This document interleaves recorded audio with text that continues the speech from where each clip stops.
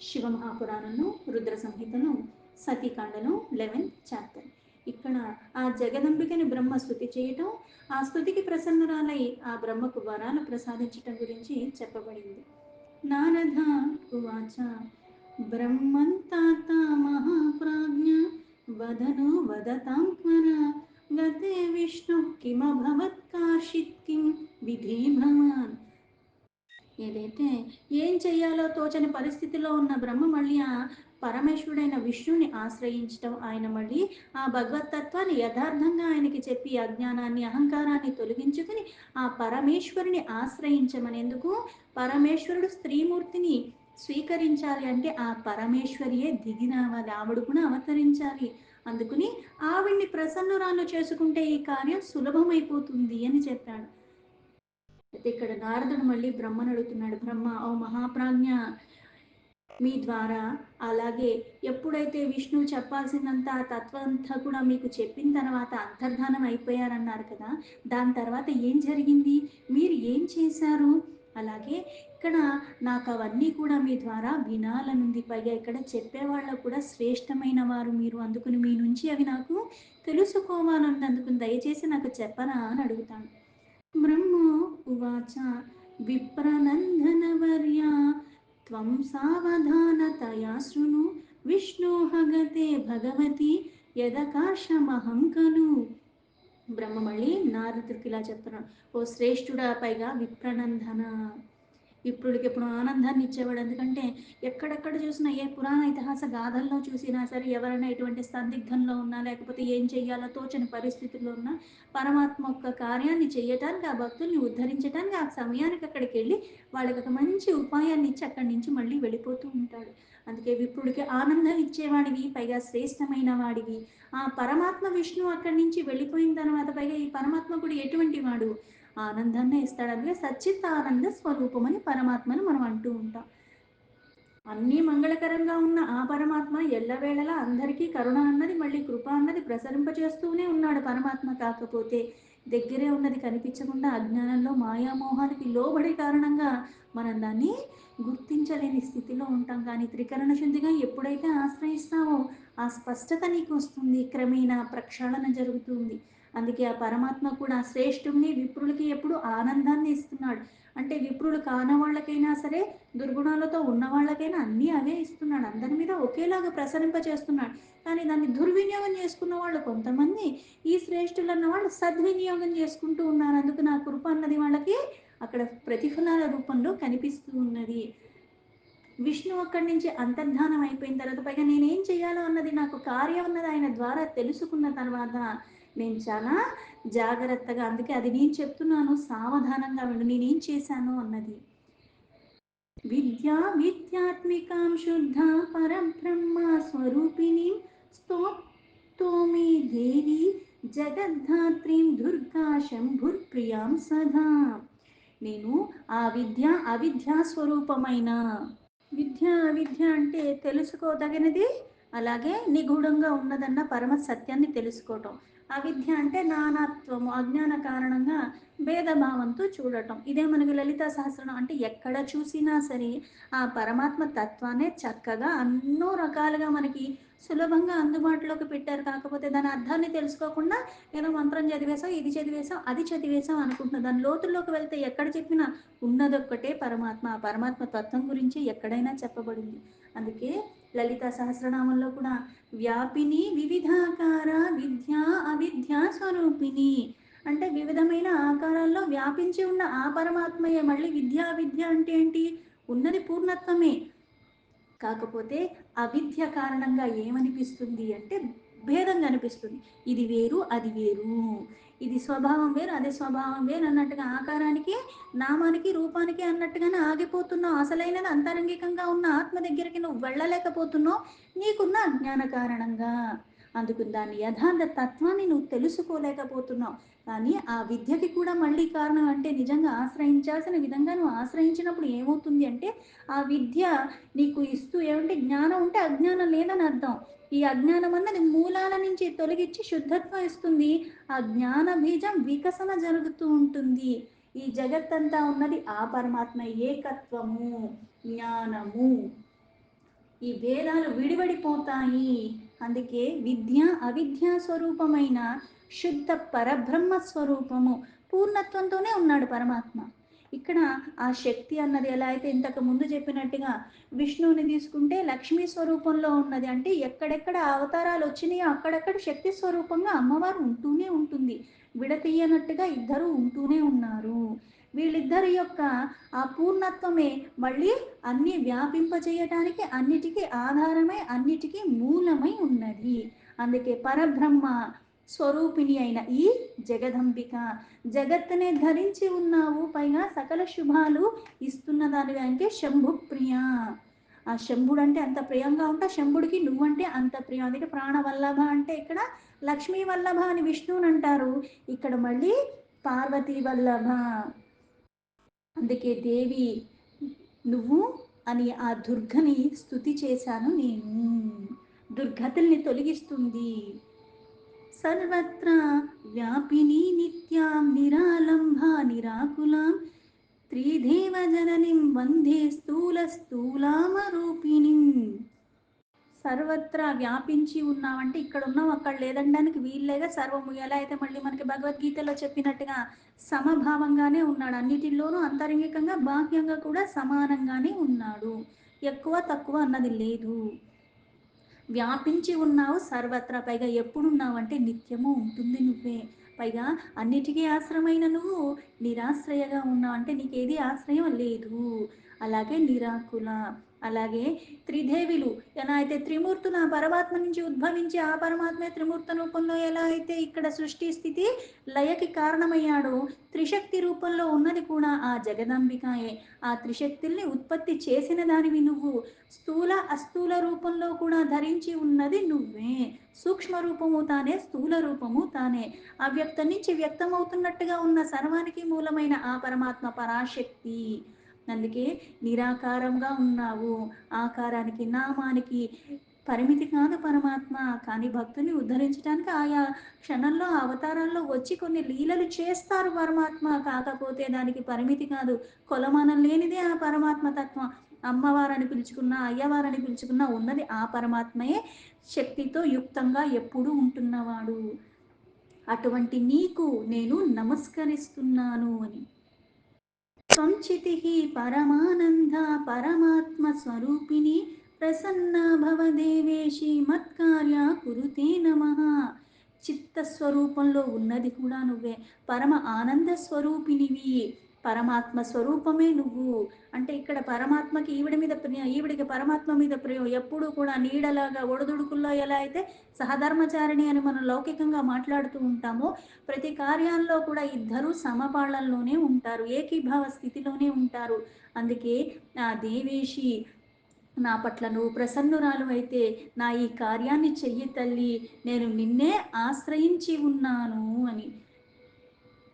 ఏవం సంస్తూయమాన సాయోగ నిద్ర మయాముని ఆవిర్బభూవ ప్రత్యక్షం దేవర్షే చండికా మమ.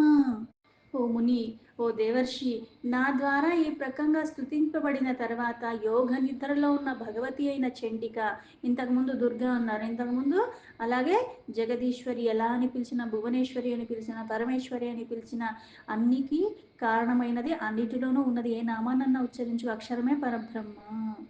ఆ చండి ఇక్కడ నా ముందు ప్రకటింపబడింది.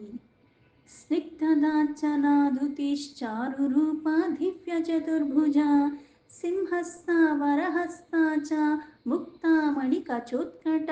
ఆ భగవతి ఎప్పుడైతే ప్రకటింపబడిందో ఇప్పుడు ఆ రూపాన్ని వర్ణిస్తున్నాడు. మా భగవతి అయిన దుర్గ ఎలా ఉంది అంటే దేదీప్యమానమైన ఆ శరీరం అన్న కాంతియుక్త కాంతి పుంజంలాగా ఉందంటే, ముందు ఎక్కడైనా సరే మనకి మనకి లలితా సహస్రనామంలో కూడా పరమాత్మ అంటే ఆ స్వరూపం వచ్చే ముందు ఎలా ఉంటుందంటే తేజపుంజము. కాకపోతే ఆ తేజపుంజాన్ని నువ్వు దర్శించలేవు. ఎలా అయితే భాగవతంలో చెప్పిన, భగవద్గీతలో చెప్పిన, దేవి భాగవతంలో చెప్పిన ఆ రూపంతో అమ్మవారు ప్రకటింపబడినప్పుడు ఆ తేజస్సుని మనం చూడలేము. ఈ సాధారణమైన పైగా లౌకికమైన చక్షువులతో అస్సలు చూడలేము. కాకపోతే ఈ చక్షువులైన జ్ఞాన చక్షువుని మళ్ళీ ఆ అమ్మవారే ఆ పరమాత్మ మనకి ప్రసాదిస్తే గాని మనం అది చూడలే. ఎలా అయితే విరాట స్వరూపంలో వచ్చిన ఆ పరమాత్మ మళ్ళీ దర్శించుకునేలాగా దాన్ని మళ్ళీ ఆ శక్తిని కూడా ఇస్తేనే అర్జునుడు చూడగలిగాడు. అలాగే దేవి భాగవతంలో హిమవంతుడి తల్లిని ఆశ్రయించి ఉండగా ఆవిడ మళ్ళీ విరాట రూపంలో ప్రకటింపబడుతుంది, కానీ మళ్ళీ అది చూసే యోగ్యత కూడా ఆ శక్తిని కూడా ఇస్తుంది. అప్పుడే దాన్ని దర్శించగలిగాడు. ఇక్కడ అంటే దీనికి కొలమానం లేదు. పైగా దీన్ని ఇంకో దాంతో పోల్చడానికి వీల్లేనటువంటి తేజస్సుకే మూలమైన ఆ పరమాత్మ ఈ పరాశక్తి. అందుకుని కాంతియుక్తంగా వచ్చింది ఆ దుర్గ. చాలా అందమైన, అంటే కాంతిలోంచి రూపం వచ్చింది. అందుకే మనం ఏం చెప్తాం, పంచభూతాల్లో అగ్ని నుంచి రూపం కనిపిస్తుంది. దేనికి కనిపిస్తుంది? కళ్ళకి కనిపిస్తున్నది. ఆ సుందరమైన రూపము, పైగా దివ్యమైన 4 భుజాలతో ఉన్నది. అలాగే ఆవిడ దేని మీద కూర్చుంది? సింహారూఢ.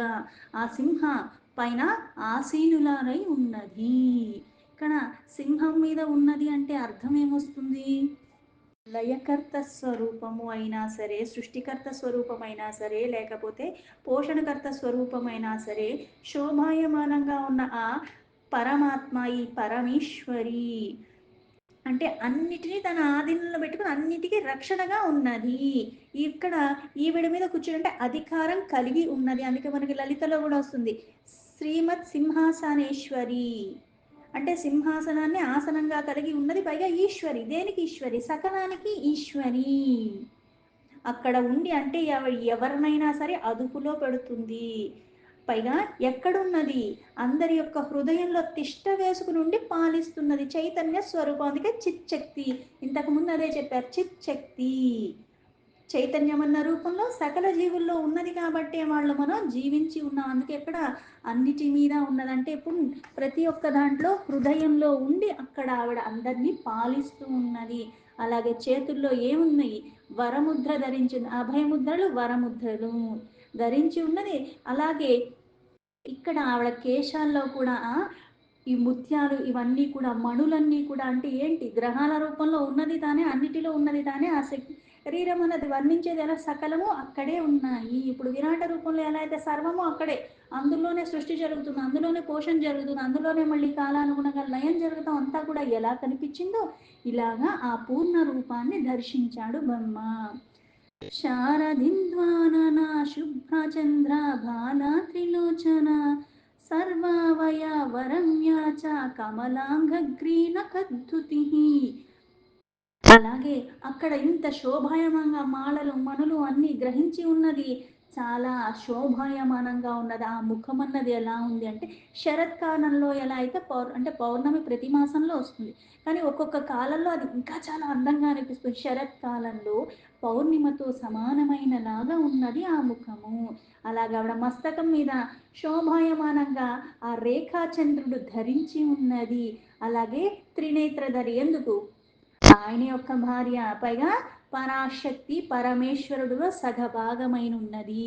అందుకు ఈవిడ కూడా త్రినేత్రాల యుక్తంగా ఉన్నదంటే భూత భవిష్యత్ వర్తమానాలు అన్నీ కూడా తన ఆధీనంలోని జ్ఞాన చక్షు కలిగి ఉన్నది. జ్ఞానమయమైన రూపము. సమస్త శరీరంలో ఉన్న అవయవాలన్నీ కూడా చాలా మనోహరంగా ఉన్నాయి. అలాంటి చరణ కమనాలకి ఆ నఖములు ఏవైతే ఉన్నాయి, గోర్లు కాంతి కూడా ప్రకాశంగా ఉన్నది. దీన్నే మనకి లలితలో చెప్పుకుంటే ఏమవుతుంది అంటే, గోల్డ్ కూడా ఎంత కాంతిగా ఉన్నాయి అంటే మొత్తము కూడా అంత ప్రకాశంతో ఉన్నప్పటికీ కూడా ఇన్ని ఆభరణాల రూపంలో ధరించిన సకల దేవతలు కూడా ఆవిడ పాదాలని ఆశ్రయించున్నారు. ఈ కాంతి ఆ కాంతి. ఇప్పుడు ఏదైనా మెరిసేది ఉన్నప్పుడు దాని మీద నేను ఇంకా వెలుగులు జిమ్మేలాగా దీపకాంతి అన్ని పడేలాగా టార్చ్ లైట్ వేసి పెట్టినప్పుడు అది ఏమవుతుంది? ఇంకా మెరుస్తూ ఉంటుంది. అంటే కాంతికే మూలమైన ఈ కాంతికి మళ్ళీ వీళ్ళందరూ శిరస్సులోంచి ఆ మణులతో ఉన్న వాళ్ళ కిరీటాన్ని తీసుకొచ్చి ఇక్కడ పెట్టారు. ఆ కాంతి ఈ కాంతి ఇంకా కాంతిమయంగా ఉన్నది. ఆ దేవతలందరూ కూడా ఆశ్రయించింది ఆ పరమేశ్వరి యొక్క పాదాలని. అందుకే ఆ నఖముల కాంతి కూడా అంత ప్రకాశవంతంగా ఉన్నది. సమక్షం తాము మాం వీక్షాముని శక్తిం శివస్య హి భక్త్యా వినిత తుంగాంశ ప్రస్తవం సుప్రణమ్యమై. స్తుతి చేశాడు. స్తుతి చేశాక అమ్మవారు ఎప్పుడైతే ప్రకటింపబడిందో ఆ దేదీప్యమైన రూపాన్ని చూసి ఆనందానికి ముగ్ధత్వానికి లోబడిపోయాడు బ్రహ్మ. అందుకుని ఈ ప్రకారంగా తన ముందుగా ఆ శక్తి స్వరూపం అలా భగవతి ఉమా అన్నది వచ్చేసరికి భక్తితో శిరస్సు వంచి ఆవిడకి నమస్కరిస్తూ మళ్ళీ స్తుతి చేశాడు. ఇప్పుడు అంటే ఆవిడ ప్రసన్నురావాలని స్తుతి చేశాడు ముందు. ఇప్పుడు ఎప్పుడైతే అమ్మవారు ప్రసన్నురాలై ముందు ప్రత్యక్షమైందో ఆనంద పారవశ్యంలో ఇప్పుడు మళ్ళీ బ్రహ్మ అమ్మవారిని స్తుతి చేస్తున్నాడు. బ్రహ్మో ఉవాచ నమో నమస్తే జగత ప్రవృత్తి నివృత్తి రూపే స్థితి సర్గరూపే చరాచరానాం భవతి సుశక్తి సనాతని సర్వ విమోహనీతి. ఈ జగత్తుకి అంతకు కూడా ప్రవృత్తి ఇంకా నివృత్తి స్వరూపం నువ్వు. అంటే ఇక్కడ మాయామోహాలతో కూడుకున్న ఈ జగత్తులో ప్రవృత్తి రూపం అంటే సకామగా కూడా ఆరాధించేది ఆ పరమాత్మనే. అయితే ఈ ప్రాపంచికమైన వాటిని కోరుకుంటూ ఆవిడ్ని ఆశ్రయిస్తాం పరమాత్మని. కొంతమంది నివృత్తి, ఇక్కడ సాకార రూపంలో నిరాకార రూపంలో సకల నిష్కల అన్ని రూపాల్లో ఉన్నది పరమాత్మ అయినప్పటికీ కూడా భక్తితో పూజించినా సరే మళ్ళీ కొన్ని అజ్ఞాన వశమును ఏం చేస్తామంటే లౌకికమైన ఈ కోరికల కోసమే మనం ఆశ్రయిస్తూ ఉంటాం. అందుకే ప్రాపంచిక ప్రవృత్తి, అలాగే నివృత్తి నిష్కామగా, అంటే ప్రవృత్తి నుంచి నివృత్తికి తీసుకెళ్లేదానికి కూడా ఈ స్వరూపము నీదే ఆ స్వరూపము నీదే. అందుకే సర్గస్థితి రూపే, సర్గస్థితి రూపే అంటే సృష్టిలో ఉన్న ప్రతిదానికి కూడా మూలమై ఉన్నది. సృష్టింపబడటానికి మళ్ళీ అది పోషింపబడటానికి అది మళ్ళీ కాలానుగుణంగా లయం అయిపోవటానికి సర్గస్థితి రూపాల్లో ఉన్నది నువ్వే. అటువంటి నీకు నేను నమస్కరిస్తున్నాను. ఈ సమస్త చరాచర అలాగే కదిలేవి కదల్లేనివి సృష్టిలో ఉన్న ప్రతిదానికి కూడా అందులో నిగూఢంగా శక్తి రూపంలో ఉన్నది నువ్వే. సనాతని ఆదిగా ఉన్నది ఎవరు? పరమాత్మ. సనాతనుడు, ఆ తనుడుతో ఉన్నది కాబట్టి సనాతని. అందుకే అందరినీ కూడా మోహానికి లోబడేలాగా చేసేది నువ్వే. మాయామోహాలు సృష్టిలో భాగం. ఎలా అయితే పరమాత్మ గుణాతీత సర్వాతీత, అలాగే మాయాతీత. మాయ సృష్టిలో భాగం. ఎలా అయితే అందరినీ చేశాడో ప్రకృతి లోబడిపోయి మనం మాయామోహాలకి లోబడిపోతున్నాం. ఆ మాయని తన ఆధీనంలో పెట్టుకున్నాడు. జగత్తంతకి ఆధారమైన ఆ పరమాత్మ పరమేశ్వరి కూడా. అందుకని మోహానికి లోబడేలా చేస్తుంది కానీ ఎలా అయితే పరమాత్మ మోహానికి లోబడడు. या श्रीः सदा केशवमूर्तिमाला विश्वम्भराया सकलं बिभ्रति या त्वं पुरा सृष्टिकरी महिषी हर्त्री त्रिलोकस्य परागुणिभ्यः. మహాలక్ష్మి స్వరూపంలో విష్ణువుకి ఇలా లాగా హృదయాల్లో ధరించి ఉన్న దానివి, అలాగే విశ్వాన్ని భరిస్తున్న దానివి. ఎందుకు? పోషణకర్త అయిన విష్ణు. అంటే పోషణకర్త అయిన విష్ణుకి శక్తి రూపంలో ఉండి ఆ పోషణ భారాన్ని నువ్వు కూడా చేస్తున్నావు. అందరికీ కూడా పుష్టిగా ఉన్నారు అంటే కొంతమంది చాలా అన్ని బాగున్నాయి అంటే లక్ష్మీ కళ ఉట్టి పడుతుంది అంట. ఎందుకు అంటే అన్నీ అక్కడ ఉన్నాయి కాబట్టి. అందుకే ఇక్కడ పోషణకి మూలమైన దానివి, అందరి పోషణ చూసుకుంటున్న దానివి మహేశ్వరి.